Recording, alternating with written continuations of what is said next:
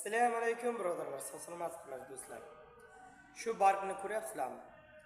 Bor yo'g'i ana shu bargni bitta yoki ikki donasi, ya'ni yaprog'ini davleniyani, ya'ni qon bosimini normalizatsiyada ushlaydi va ekzema hamda dermatitni davolaydi. Xo'sh, buni nima deb o'ylaysiz do'stlar? Buni nomi geran guli. Ko'ryapsizmi?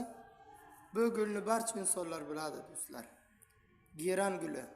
Ana shuni bitta yoki ikkita bargini 600 gram qaynoq suvga damlab doimiy ichib yuring 1 oy 2 oy davomida. Yuqorida aytgan kasalliklarni davolaydi xudo xolasa. Yana bitta yaxshi mo'jizakor giyoh, gul desak ham bo'ladi do'stlar, qarang. Radiola.